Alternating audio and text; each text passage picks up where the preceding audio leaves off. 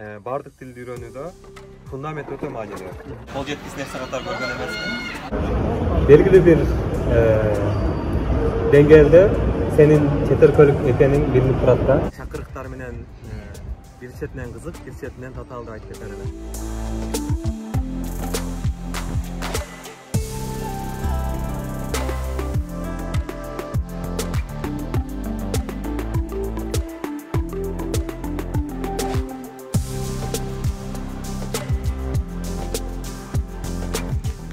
Салам достор. Тынчтык Кубатбеков байкебиз менен өтө сонун маек курдук.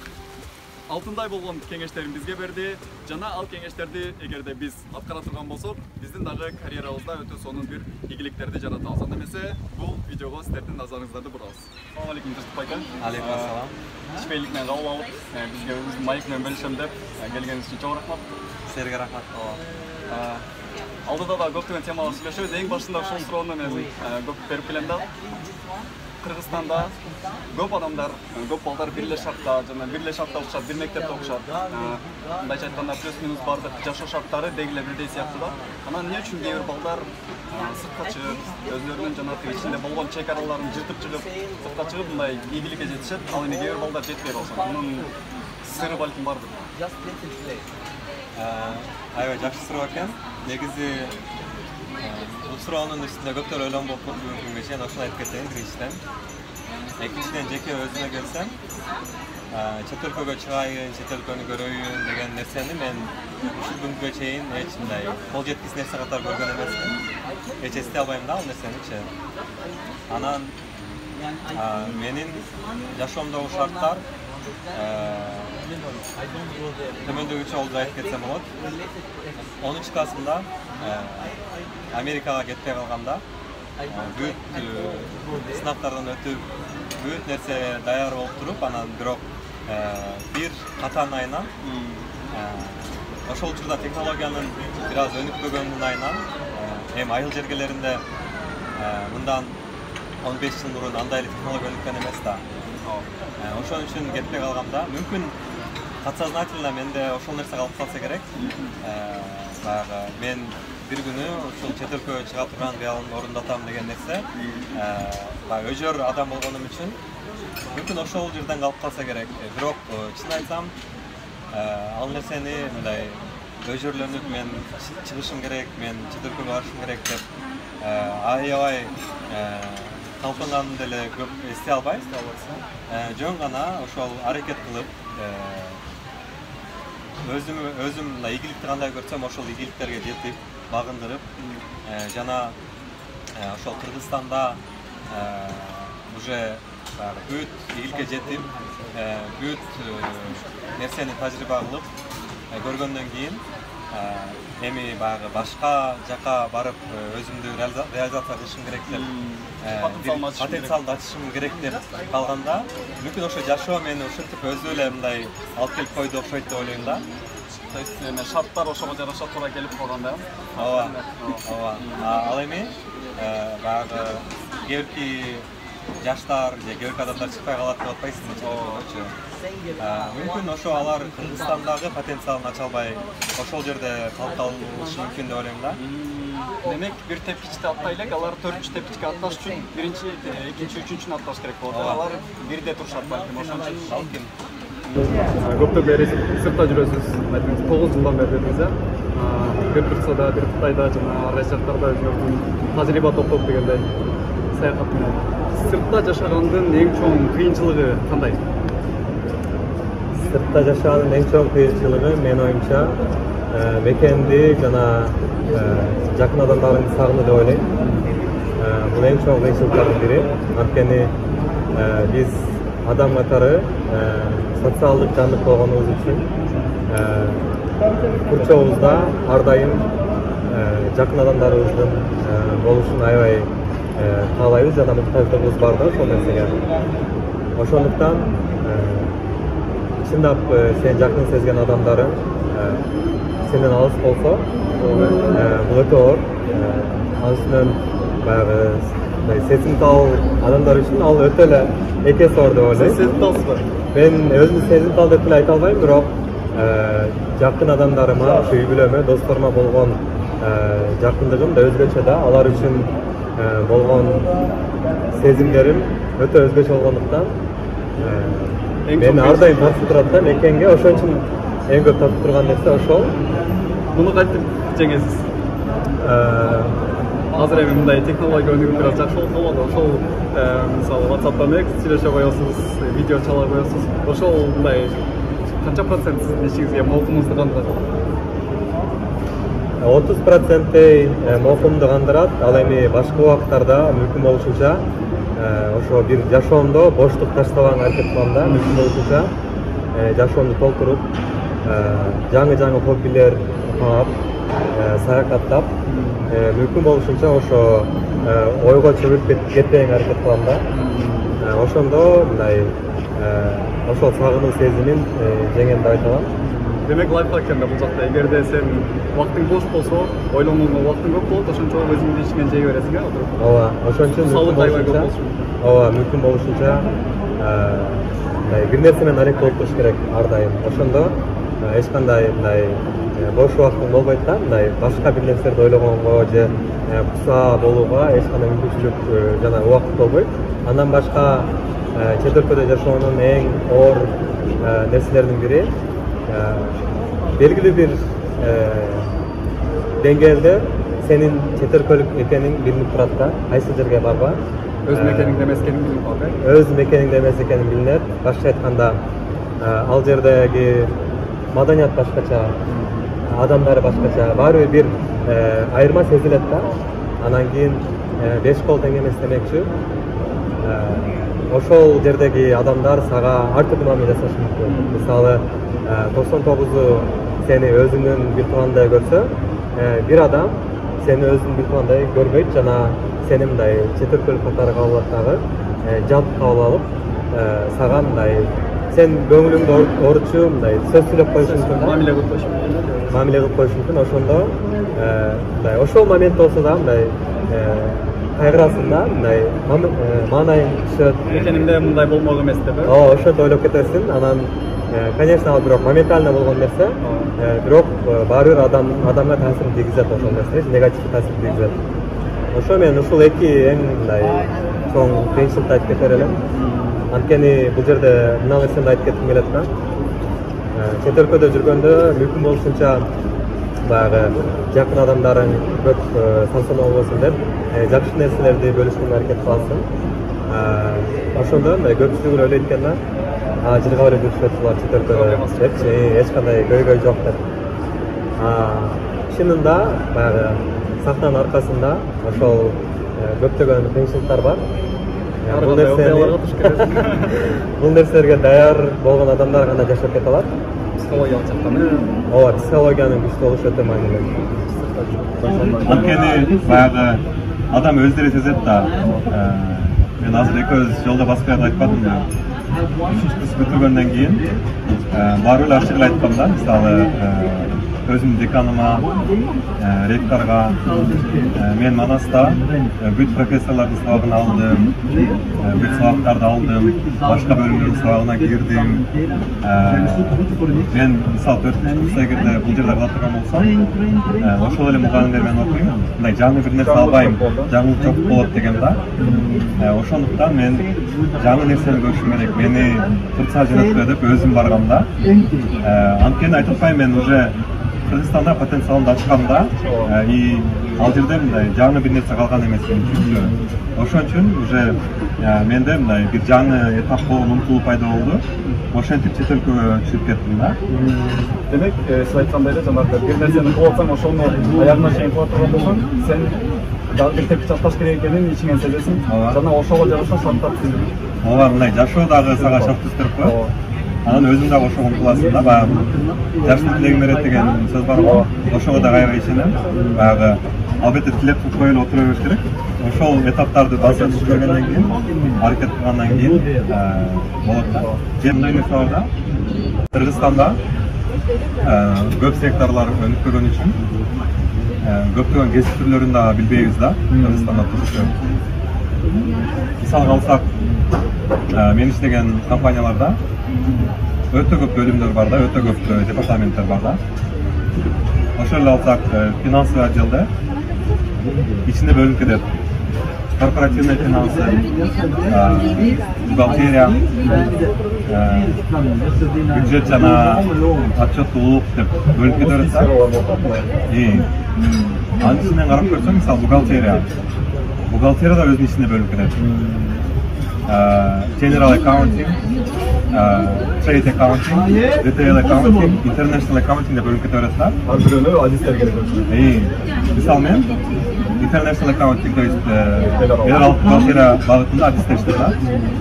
Эгерде мага бирөө келип тештеп, сен general accountingде иштейсиң десе, иштей албайм. Компетенция деп болсо. Жок, андан да эмес, мен кызыгым жок ага. Ошондуктан баягы ошол адистиктин ичинде дагы бир адистик бар да. Сен мисалы бухгалтер болушуң мүмкүн.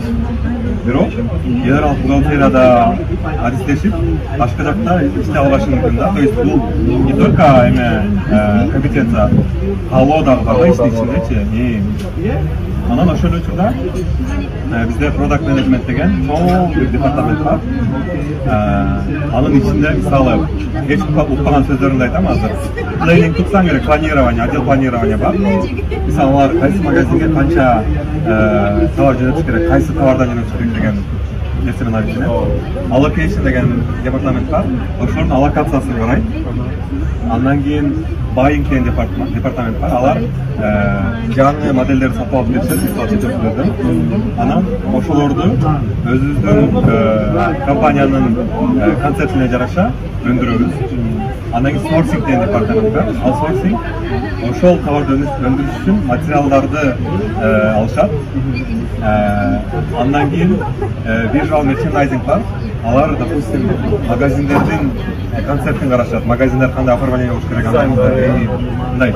Андан кийин категория деген бөлүм бар.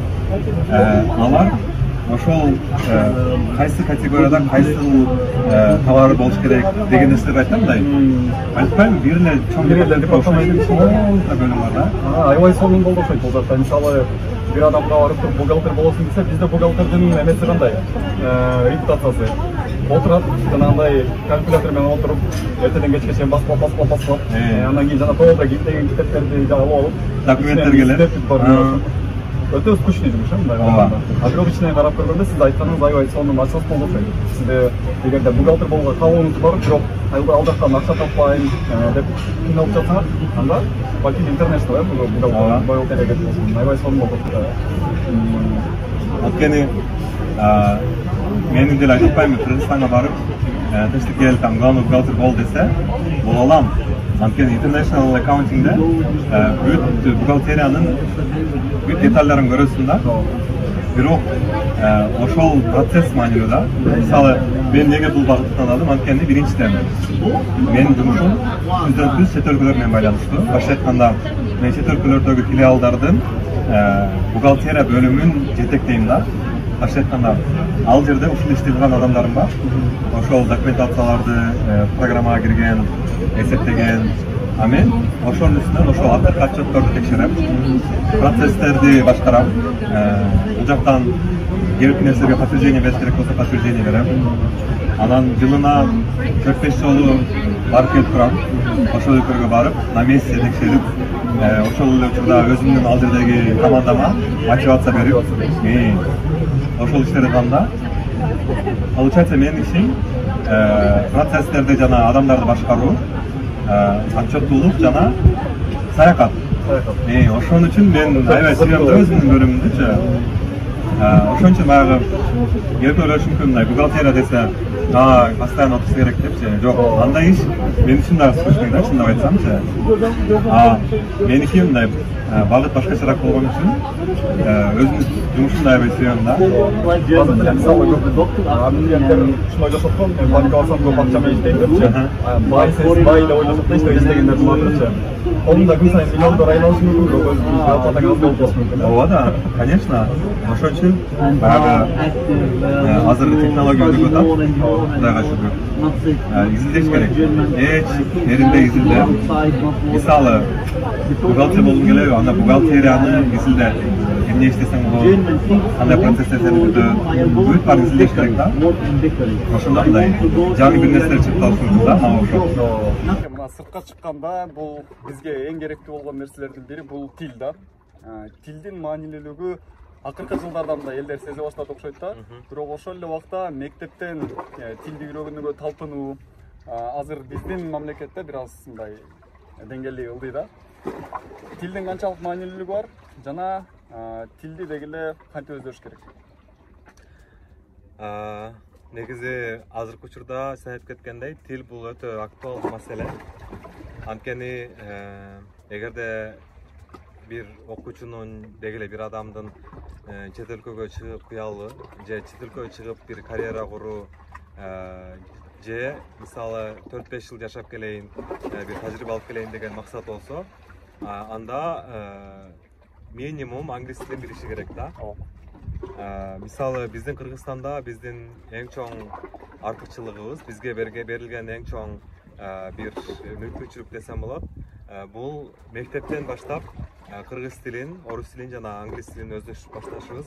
Бул биз үчүн эң чоң мүмкүнчүлүк деп айтар элем да. Биз ошону туура пайдалана билишибиз керек. Анткени азыркы учурда технология өнүгүп жатат.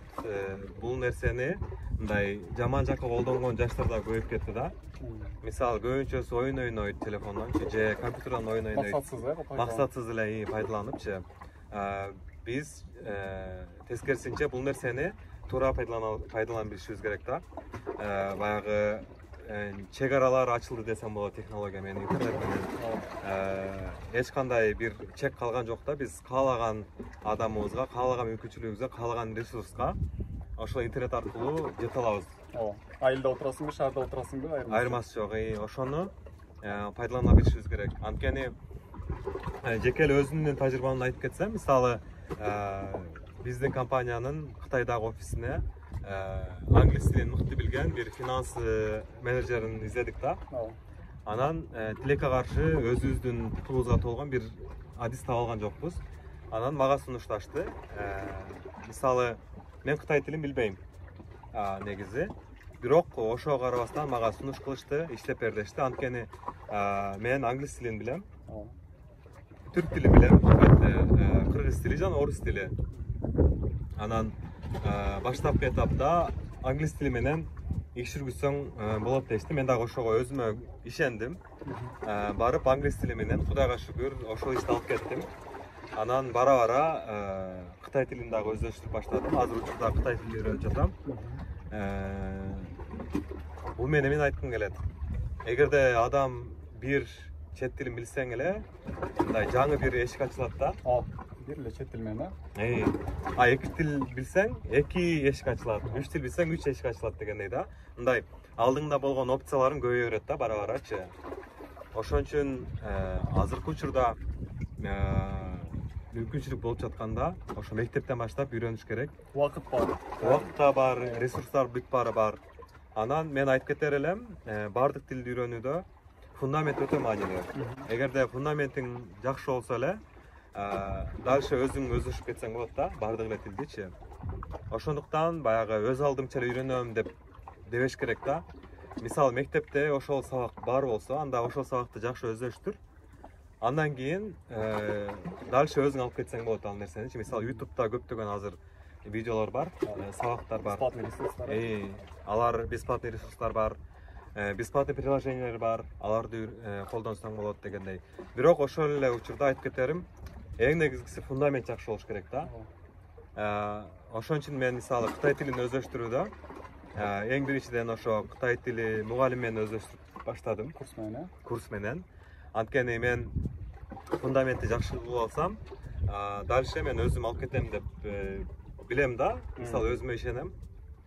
Ошон үчүн азыркы учурда ошол репетитор менен үйрөнүп аткан чагым.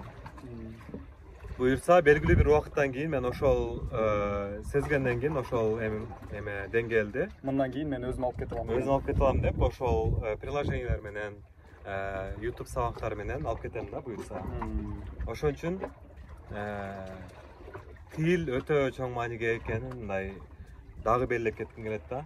Демек сыртка чыга турган адам бул эч ойлонбостон эле эч кандай мындай эмне деп коет, сомнение деп коет эмеспи орустарда, күмөн жок эле тил билиш керек болду. Паспортту кантип паспорт менен чыгыш үчүн паспорт керек болсо, барыш үчүн бир тил билиш керек. Бул мындай керектүү нерсе, жана сөзсүз сенде болуп турган нерсе катары кабыл болуш керек. Анан бул жерде дагы бир нерсени айтып кетейин.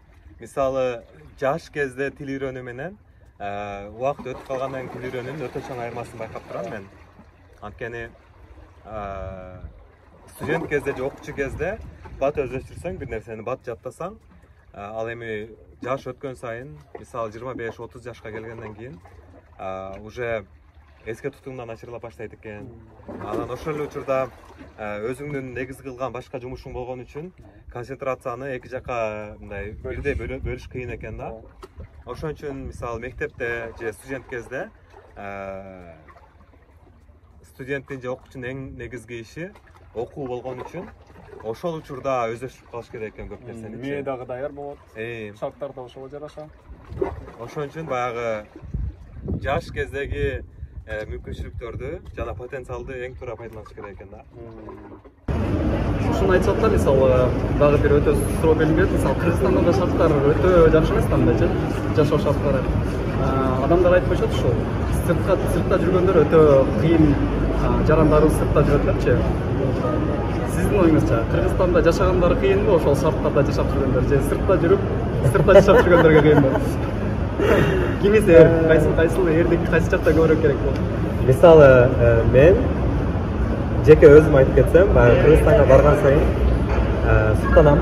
Мен Кыргызстанда жүргөн ошо досторума, тааныштарыма суктанам. Ушундай кыйын шарттарда жашап жүргөндөрүнө суктанам жана өздөрүнүн беттерине да айтам. Силер азаматсыңар дейм. Мисалы биз ал жакта албетте көптөгөн кыйынчылыктардан өтүп, кандайдыр бир деңгээлге жетип, чет өлкөдө өзүңө мындай шарт түзгөндөн кийин жашооң чындап эле өтө комфорттуу болуп башталат да. Ал эми Кыргызстанда бул нерсени түзсөң болот албетте, бирок өтө оор, 2 эсе 3 эсе оор деп ойлоп элем. Жана ошол шарттарды түзүп, күндүк жашоосун өткөрүп, баягы жашап жүргөндөрдү көрүп мен суктанам. Ошон үчүн мен оюмча Кыргызстанда жашап жүргөндөр эр деп ойлойм. Мен мындай анткени өзүмдү алардын ордуна коюп көрөм, анан бир аз коркуп кетем да. Мындай кантип жашап кетем, кандай болот? Мен болсом эмне болот элем деп. Азыр мисалы мен барганда да байкайм да, кыргыздар ошолдой катуу шарттарда иштеп атышат, акчасын табып атышат, анан тойго барып атышат, кошумча кошуп атышат, ар кайсы жактарга катышып атышат, эс алып атышат. Күн сайын же болбосо жумада 1-2 жолу барып аш жегенге жетишет экен. Анын баардыгын бул жакта кылса адамдар шартты жашоосу бир аз да кыйын болуп калат. Чындыгында биздин элибиз башкача да, акча жок болсо дагы аябай башкача жашашат. Жоктон бар кылып дегендей. Демек биздин Кыргызстандагылар бизге караганда дагы көбүрөөк эрдүү экенсиңер. Мен дайыма айтам бул нерсени, эгерде Кыргызстанда өзүңө шарт түзүп жана белгилүү бир деңгээлде комфорттуу жашап жатсаң, анда чет өлкөгө чыгыштын эч кандай кажети жок да. Эч кандай мындай чет өлкөгө чыгганда суктанбаш керек. Албетте чет өлкөгө мындай саякаттоо үчүн чыгып кел, отпускты ошол жакта өткөрүп кел, эң сонун нерселер. Бирок на постоянной основе Кыргызстанда эле жаша да. Бул эң чоң бакыт менен баягы өзүңдүн топурагыңда, өзүңдүн абаңды жутуп, жакын адамдарыңдын курчоосунда жашаган бул мындай эбегейсиз бир чоң бакыт деп айтат элем да. Бул нерсени албетте Кыргызстанда жашап жатып биле бербейсиң көп. Чет өлкөгө чыкканда байкайсың бул нерсени. Ошондуктан көп эле мындай сыртта жашагым келет, сыртта жашайм деп мындай көп ашыкпай эле коюш керек деп ойлойм.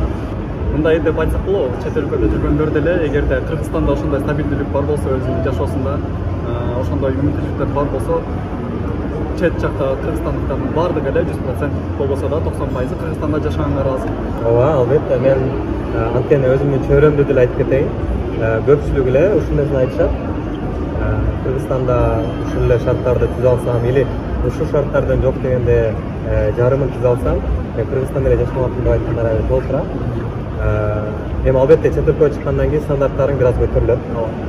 Жашоодон болгон бүтөлөрүң дагы көбөйөт. Ошон үчүн баягы Кыргызстанда мындай ошол шарттарды түзүп анан жашагың келет да. Бирок өзүңдүн өлкөңдө жашоо бул өзгөчө нерсе болгон үчүн мындай жарымын түзүп деле жашап бактылуу өмүр сүрсөң, албетте бул нерсеге эч нерсе жетпейт. Жашоодо ар кандай кыйынчылыктар болот. Биз күтпөгөн кээде окуялар болуп кетет. Ошолорго туш келгенде сиздин бир мындайча куралыңыз барбы? Бир алгоритм болобу? Ошол кыйынчылыктан жеңил чыгып кетүүгө. Деги эле кыйынчылык келгенде сизге канчалык оор келет жана аны жеңиш канчалык оор болот? Ооба, негизи адамдын жашоосундагы бул кыйынчылыктарды жеңе билүү эң маанилүү этаптарынын бири, эң маанилүү нерселердин бири деп айтып кетер элем. Анткени жашоо ошо өзүнүн кыйынчылыктары менен, өзүнүн сага болгон вызовдору менен, челлендж деп коебузго, мындай чакырыктар менен бир четинен кызык, бир четинен татаал деп айтып кетер элем. Жеке өзүмдүн жашоомо келсем, 2008-жылы мен ошо 18 жашымда кокусунан эле автокырсыктан атамды жоготтум. Атам кайтыш болуп кетти. Чынында мен үчүн мындай өтө чоң сокку болду. Анткени баягы адамдын эң негизги өлөкчөлөктөрү ошо ата энеси болот эмеспи, ата энеси, бир туугандары Тирек болсот, тирек болушат. Ошо атам дагы мен үчүн ошондой бир тирек болчу. Ата энем мен ошо туттам ар дайым. Анан албетте финансылык жактан дагы атам мындай колдоп турчу мени. Эми студентмин да баарыбирчи. Ошо атамды жоготкондон кийин эң биринчи өзүмө берген сөзүм мындай болгон: мен чөкпөшүм керек дедим. Жашоо уланат. Мен өзүм үчүн, апам үчүн, бир туугандарым үчүн, жакындарым үчүн жашашым керек, дагы да күчтүү болушум керек дедим да. Анткени чөгүп кетсем, эң жаман эле өзүмө болот, болгон өзүмө болот, жакындарыма болот да. Мындай бул нерсенин арты кайгыруу менен гана бүтөт. Ошондуктан эч чөккөн жокмун. Өзүм айттым, мен күчтүү болом. Буюрса бул кыйынчылыкты жеңип чыгам дедим. Кудайым колдосо, ошо апакемдин дуалары менен мен жеңип чыгам деп өзүмө сөз бердим. Каникул болчу ал учурдачы, анан сентябрда окуу ачылды. Мен эчтеке болбогондой эле бардым университетке барып, окуп баштадым, окууну уланттым. Эч мындай ошол темптен кайткан жокмун да. Ийри буйру кеткен жокмун ошол темп менен. Кандай жакшы окусам ошол жакшы окугам ойдон кеттим, коомдук иштерге да активдүү катышып, мүмкүн болушунча баягы убактымды толук өткөрүүгө аракет кылдым. Бир жогоркуда айтып кеткендей, баягы кошумча коомдук иштер менен алек болдум. Жана бул жерде айтып кетерим, өзүмө инвестиция кылдым дайыма. Баягы окуудан да калыстап кеткен жокмун. Мисалы, кошумча тиги жакта иштейм, бул жакта иштейм, там кечинде бир жумуш кылайын деген максат болгон жок мендечи. Ошол алган $23 стипендиямды жеткирүүгө аракет кылып эле окудум. Мээге инвестиция көбүнчө өзүңүздүн интеллектуалдык жактан. Туура. Анан фокусумду жоготкон жокмун. Ошол фокус менен кеттим. Анан кийин мисалы досторум, группалаштарым 3-4 жылдан кийин билишти окшойт атамды жоготконумдучу. Ошол даярдоо курсун бүтүргөндөн кийин көбү таң калышы. Демек өзүң аяп жанагындай эмете берсең, ошончолук чөгүп кетесиң, өзүңдүн мотивацияң да жоголот, эч нерсе кылгың келбейт. Ошондуктан сиз айткандай, фокусту кармап ошону алдыга жылуу өтө маанилүү. Албетте, мисалы мен ал жерде өзүмдү аяп, баягы өзүм боорморуп, сырткы чөйрөдөн бир жардам бүтсөм, мындай бир жардам келиши мүмкүн, 2 жардам келиши мүмкүн, үчүнчүсүнө келбейт да. Ошондуктан адам эң негизгиси ошо өзүнө ишениш керек, мындай өзүнө таяныш керек деп ойлойм да.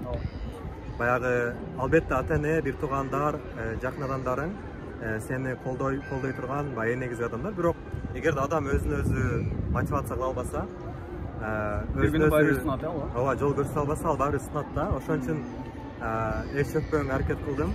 Анан мисалы атамдын баягы мени менен байланыштуу кээ бир максаттары бар болчу. Ошолорду мен мындай сөз бердим да, мен атам үчүн калбадым, бирок буюрса апам менен чогуу ишке ашырабыз деп ошондой максаттарды койдум. жана ошолорду ишке ашырууга аракет кылып мындай кыйынчылыкты жеңип кеттим деп айтсам болот. Андан башка ошо жашоодо баягы кыйынчылык күндөр болот, кээде отуруп баягы кыйналган күндөрүң болот, бирок фокусту жоготпосоң, Аракет менен, фокус менен акырын жылай берсең, бир күн ал боштукта толот. Албетте, ал кыйынчылыкты жеңип чыгасың.